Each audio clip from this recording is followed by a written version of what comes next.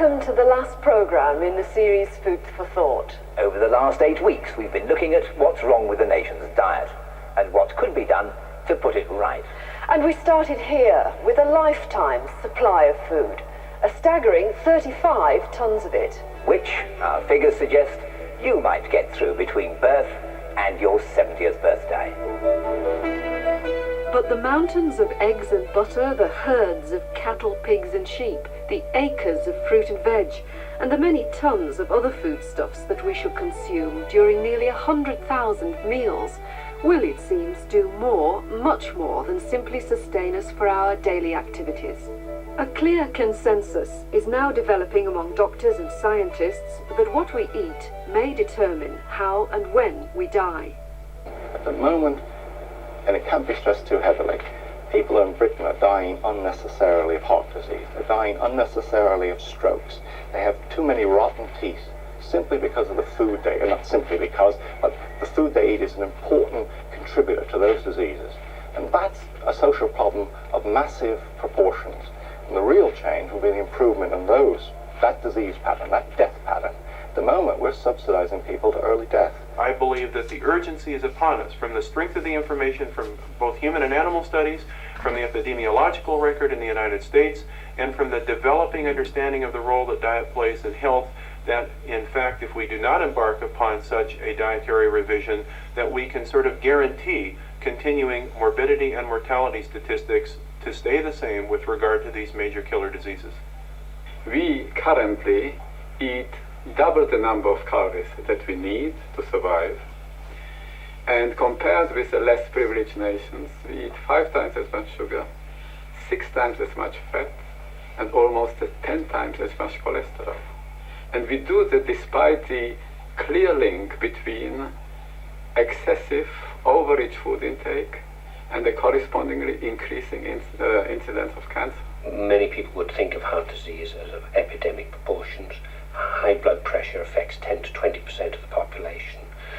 Up to 2/5 of the adult population are overweight. The sales of laxatives are tremendous. These are big public health problems, not minor conditions that have to worry only a few people in the population. Professor James and a panel of nutritionists examined those problems in this, the so-called NACNI discussion document. For the first time, here was a report which not only identified the now commonly accepted links between a poor diet and ill health, but which also quantified the dietary goals we should all be aiming for. It's been hailed as a significant first step on the road to better nutrition education. I think it's significant for this respect.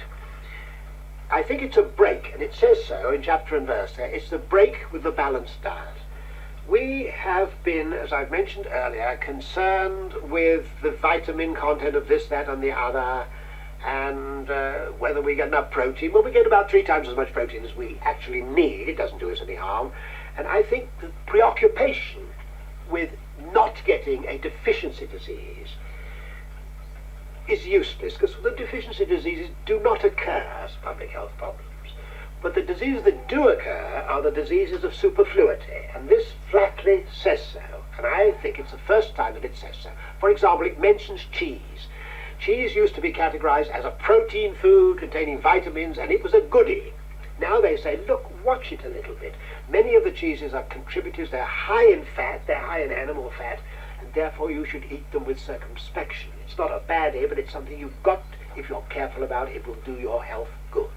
That is, I think, its main virtue as a significant contribution by an expert group. The solutions seem quite simple, don't they?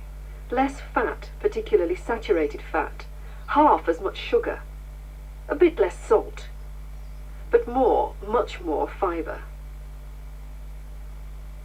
But as we've found, it isn't simple at all. The problem with today's diet is that you don't always know exactly what it is that you are eating, because certainly a quarter, and perhaps as much as a third of all the food that we eat is prepared outside the home.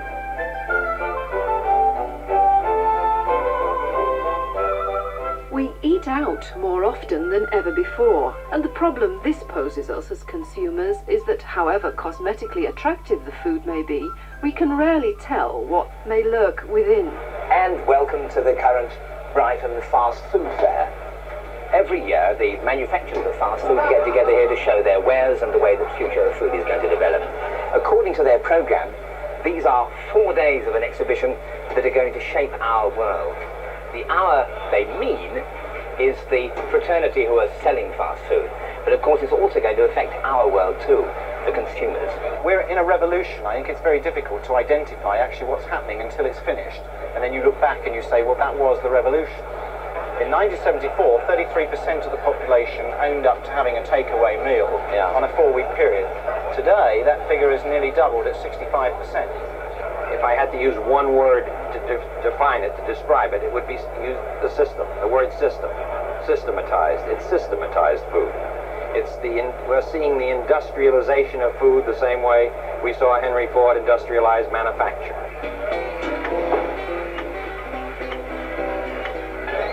And the priorities are industrial too.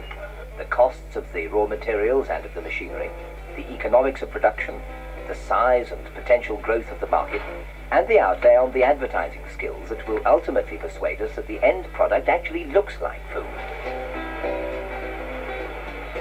That was very nice. It's a reformed barbecued spare rib.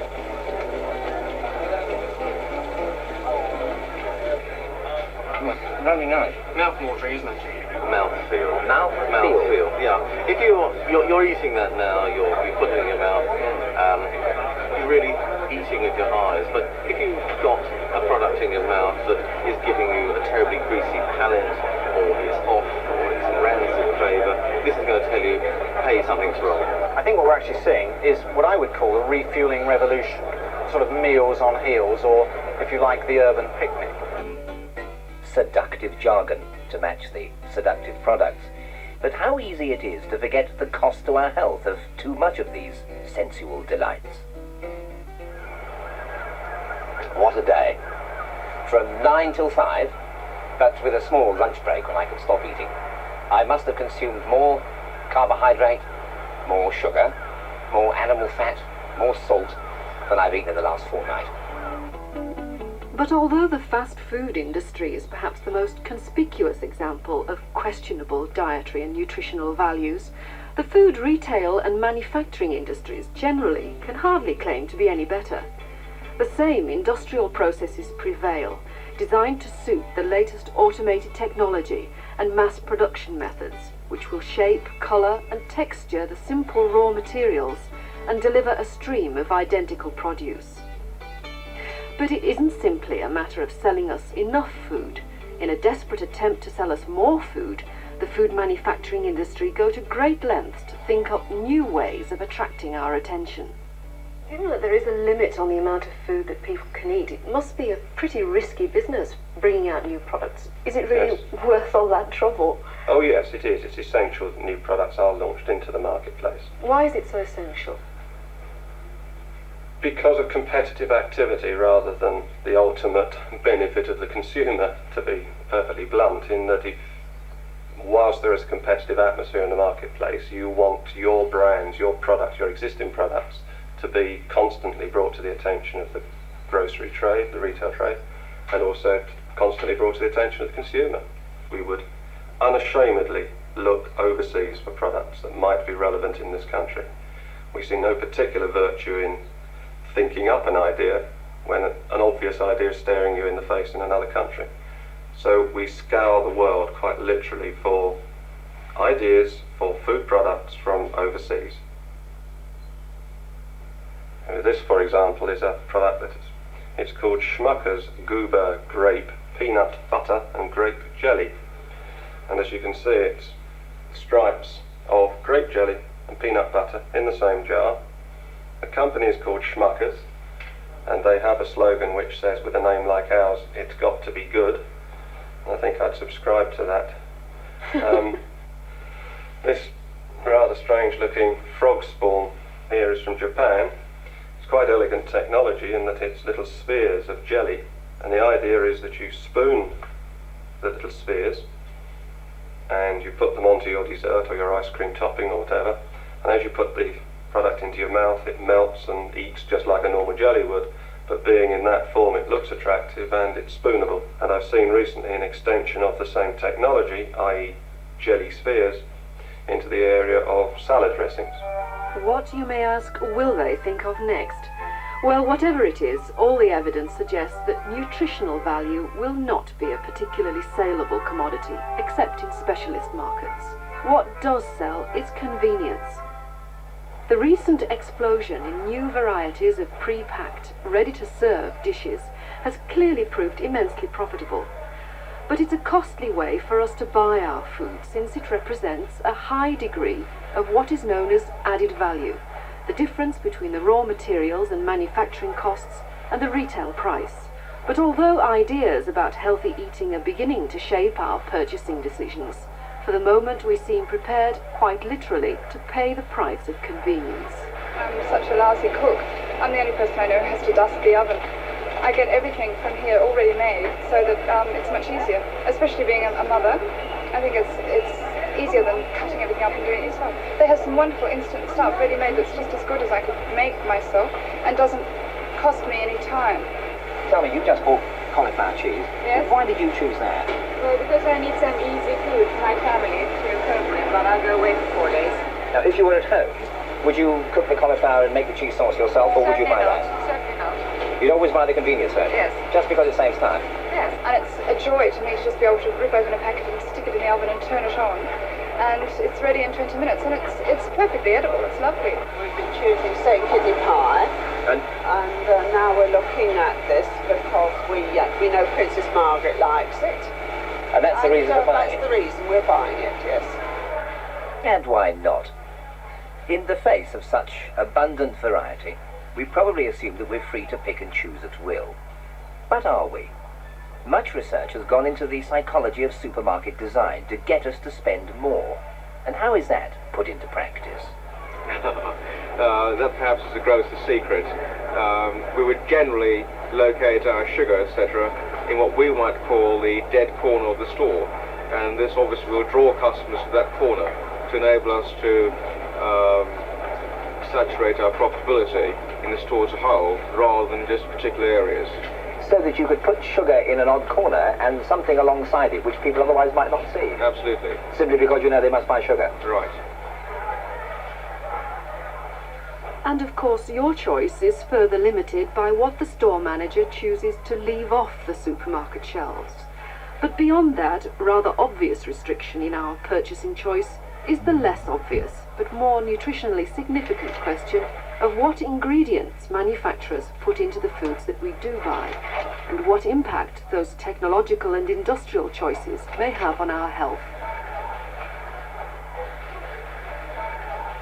At the moment, food manufacturers add a lot of things to food, and it's not just the chemical preservatives and colorings and flavorings that attract so much attention. The thing that they add that's really nutritionally dangerous is they put a lot of salt, sugar and fat, and this is really the dangerous part. 50% of the sugar that we consume in Britain comes as a hidden sugar, that's to say added to manufactured products. So that's the area we have to get down. As consumers, we could help by not buying the foods that are rich in these unhealthy constituents, if only we knew which ones they were. Currently, our labelling regulations don't compel manufacturers to tell us how much of each ingredient is contained in their products, and so few volunteer the information. Little wonder the nutritionists call it hidden fat and hidden sugar. Indeed, at least 20% of the weight of these digestive biscuits is saturated fat. But currently you won't discover that kind of information from the label.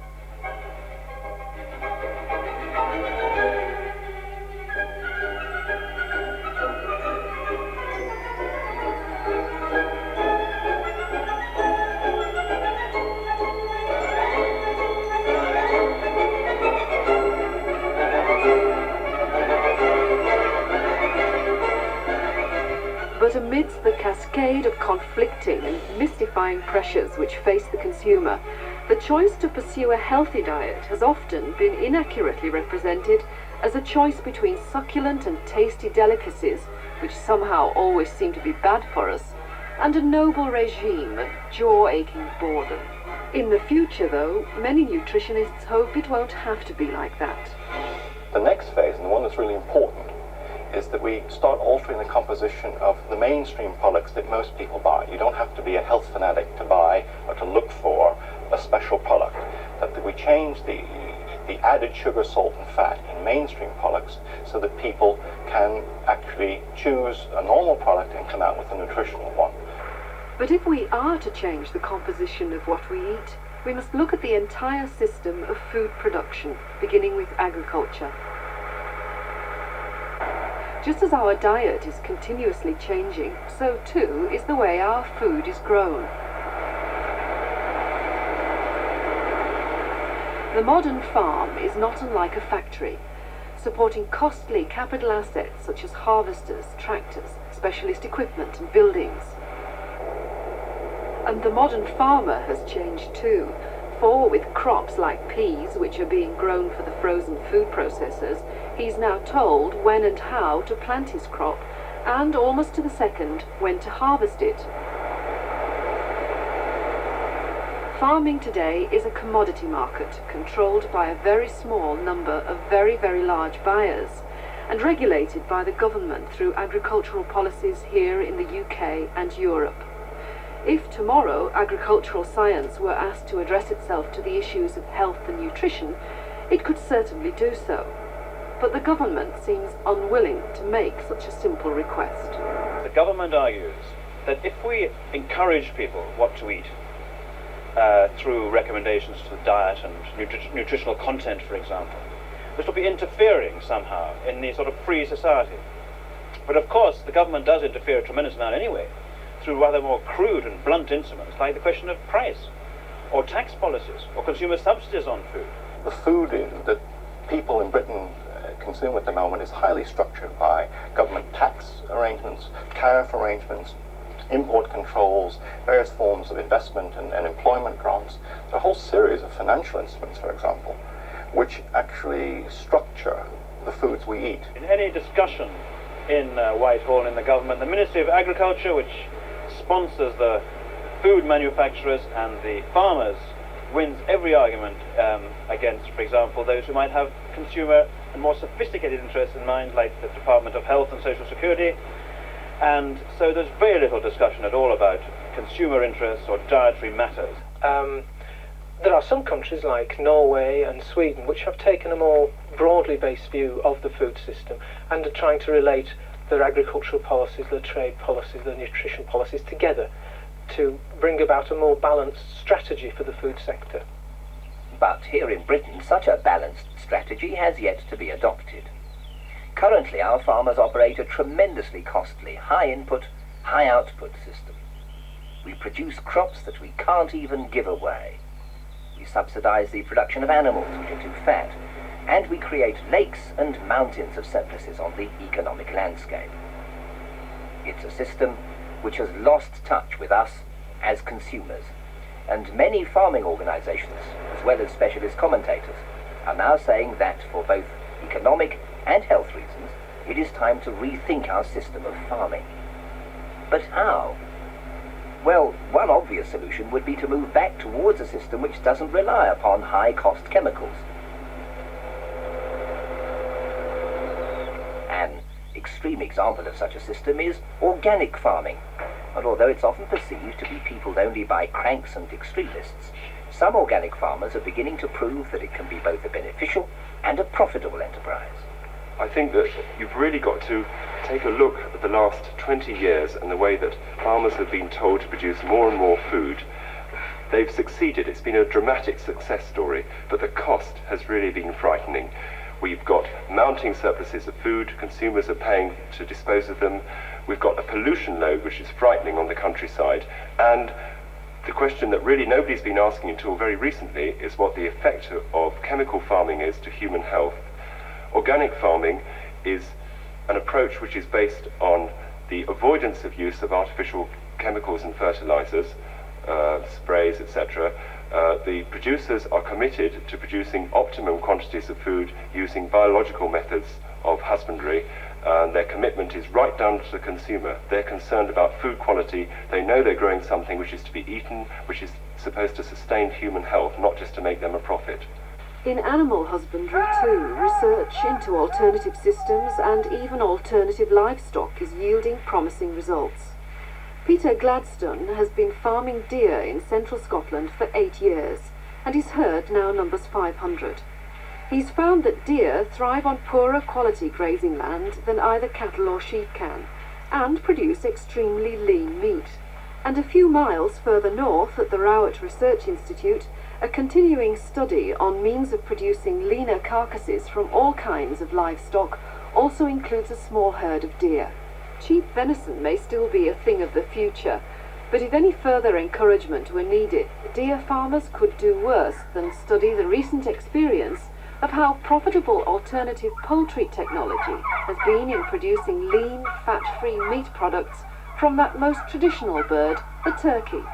For many years, the turkey has been one of the cheapest, best good quality meats on a per pound basis, but because you'd have to buy maybe 10, 15, 20 pounds in one go, it was really beyond the reach of the average purse, except for special occasions. Around about 6 or 7 years ago, we were in one of our lows, and one of the major national producers decided to test market a new product, a turkey roll, and this product really took off. And overnight we had a situation whereby the turkey was suddenly accepted by the general public as a weekly meal, everyday meals even. And now that we've developed the technique of cutting up, you can now buy 6 ounces of turkey if you wish. Turkey chops, drumsticks, kebabs, ready-made up kebabs I believe, all white breast rolls, wings, casserole meat, pie pieces, almost anything you can get from any other meat. The dark meat from the legs and thighs make very, very acceptable steak and kidney pies. It's wonderfully versatile meat, and of course nutritionally it has I believe the highest level of protein of any meat, and of course is the very lowest in calories. I don't think we've reached the end by any means yet.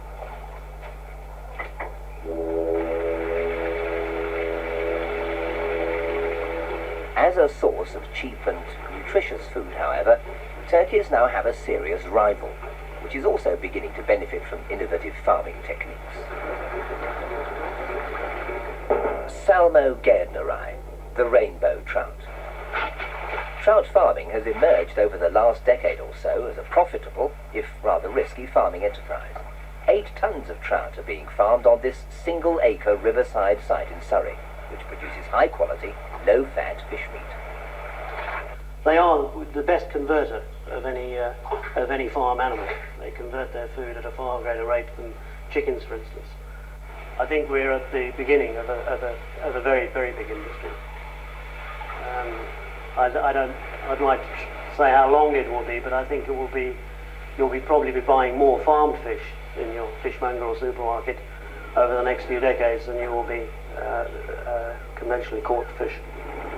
Which, while good news for would-be fish farmers, doesn't help an already beleaguered sea fishing industry.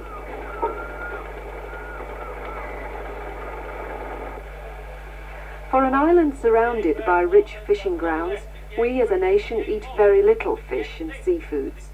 And despite nutritionists' frequent recommendations to consume more, very little economic or political encouragement has been forthcoming. The Ministry of Agriculture, Fisheries and Foods seems sadly incapable of lending as much support to fisheries and food as it does to agriculture. And indeed today it's almost entirely the large freezing and fish processing companies who provide a market for the trawlerman's crop.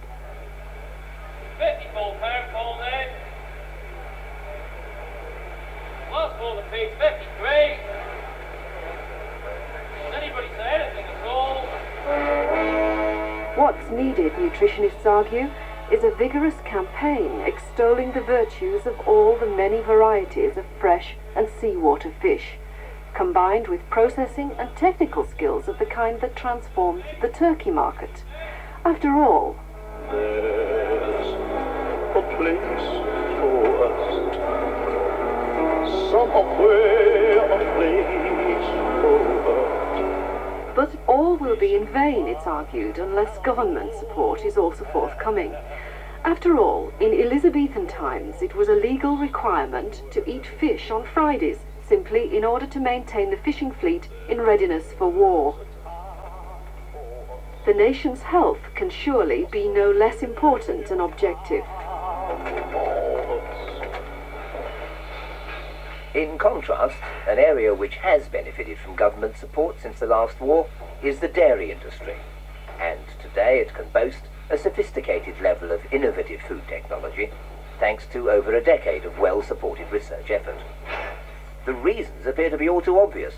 Milk consumption has been declining in this country since 1960, and yet the heavily subsidized production of milk has, until very recently, continued to rise. The surplus this produces has forced the industry to explore new ways of utilizing the components in one of nature's most basic foods. I think fundamentally we have to admit that the cow hasn't quite got it right. The cow didn't design the composition of milk to suit its use in different food products. The cow designed its milk for nurturing its young. We have been traditionally using milk to make a wide variety of foods, but with modern technology we can manipulate the composition and the properties of milk products to make them absolutely right for end use. The dairy industry has been involved in biotechnology for centuries. We traditionally structured the protein from milk by making cheese. Cheese such as cheddar, Cheshire, the characteristic hard cheeses that we're used to eating are structured protein. Cheese comprises very approximately a third protein, a third fat, and a third the water from the original milk. Now the structure comes from the protein, and it's created by the action of microorganisms producing lactic acid in the milk and rennet curdling the major protein, casein, in that milk, binding it with the fat to form cheese. Today, that sort of scientific analysis of an age-old craft is enabling the food technologists to modify the ways in which the raw material can be split into its constituent components, creating not only modern types of cheese like Limeswold and Tyndale, both of which were developed here, but also to extract totally new substances, which, because of their structure, could be incorporated into other foods like pâté, which are as far removed from the milking parlour as it's possible to imagine.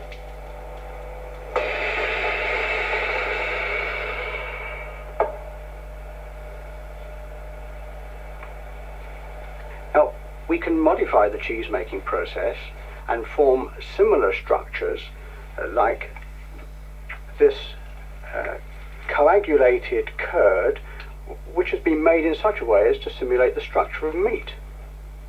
And it has a sort of a fibrous look to it. Indeed. Casein is the sort of protein that you can impart texture to by manipulating it, or extruding it, or spinning it. This, in fact, is spun casein fibre. So it's not difficult to use the natural properties of protein to provide structure and to manipulate that structure. So dairy technology has shown how we can make the most of a valuable food resource, milk. This industry at least has responded to our demand for healthier foods. But will others? I don't think that we should think that the food industry is necessarily obstructive. I'm quite optimistic, and indeed, if you wanted to put across a particular story to the food industry, you could say, isn't this a marvellous opportunity for selling foods which you can now say are in accordance with the government or international reports, health guidelines. This is a good story, which I think they ought to make more use of. There's absolutely no obstacle to manufacturing healthy food. You can make profit out of healthy food as much as out of unhealthy food. But it's very important that the manufacturers change in this, because at the moment 70% of the food expenditure in Britain is on manufactured foods. And so it's in that area, because we buy so little of fresh or raw foods that we need to change the composition of manufactured products.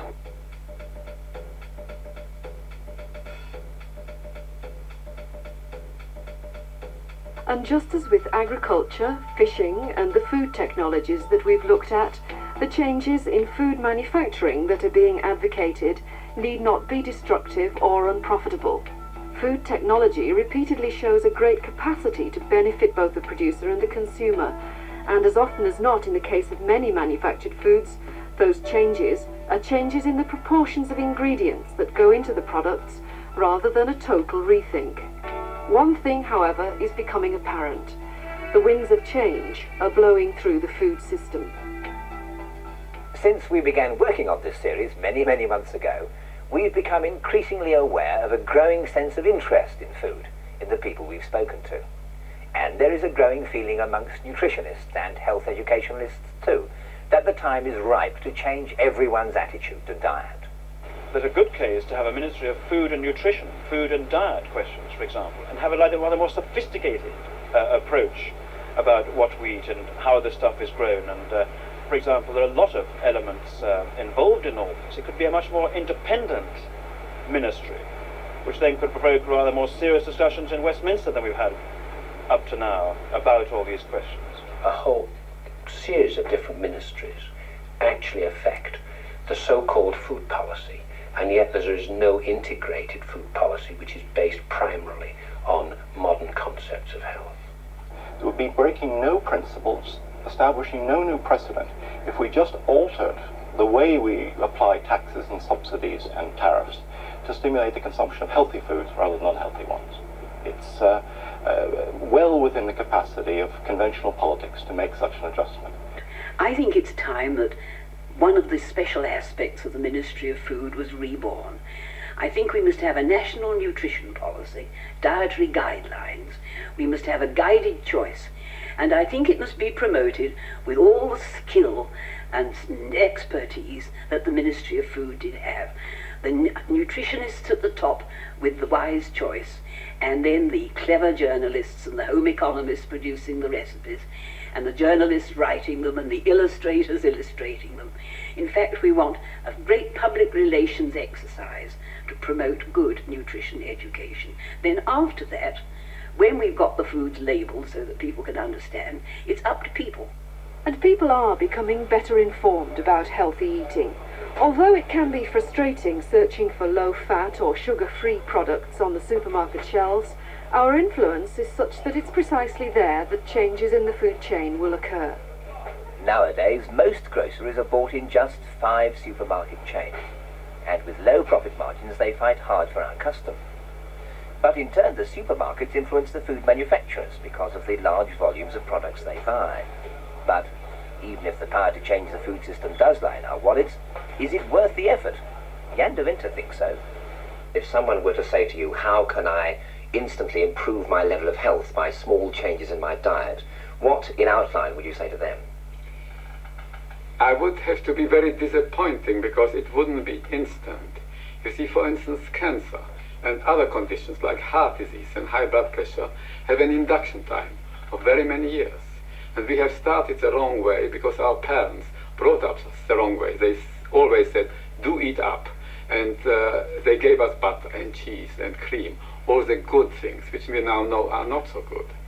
So therefore I would say, if you can change your way of life, it is an investment which will pay in about 20 years, but it will pay handsomely, because not only will you feel well, but you feel that you extend your usefulness. And we mustn't forget that nothing is more tyrannical than disease, illness. It prevents you from being free, from being able to choose what you want. In what ways specifically should people's diet be adjusted? Well, we think that it would be a good idea if people try to cut down the visible amount of fat that they choose to eat. For example, cutting fat off meat, reducing the amount of butter or margarine, both of course are equivalent in fat content. Recognizing that there are meat products, salamis, Cornish pasties and so on, which have a very high fat content, and it would be much better to go for leaner meats if at all possible. Then, of course, there's really no nutritional requirement that we should be eating quite as many sweets, other confectionery, chocolates, and indeed biscuits as we do. And it would be an excellent idea if many more people took cereal for breakfast, made sure that they ate wholemeal bread when they do eat bread, and in fact eat rather more bread, have a greater variety of vegetables and fruit. These sort of changes are expected on the basis of government reports to produce quite a remarkable change in the health of the population. So, would any of the products that we're being encouraged to cut down on have disappeared from the scene if, 20 years from now, Food for Thought were to compile another lifetime supply of food? The answer is probably no. But what would have changed is the balance of the ingredients in the manufactured foods we eat, as well as a change in the proportion of different types of food in our diet. As one interviewee put it, you wouldn't have to be a health fanatic to eat healthily. He was one of over 200 people we've spoken to during the making of this series, who, in studying the relationship between diet and health, is in no doubt about the importance to him of his work. He proposed, in his own words, to die young at 90, and his recipe for achieving that ambition rested almost entirely upon what he ate. Good night. Good night.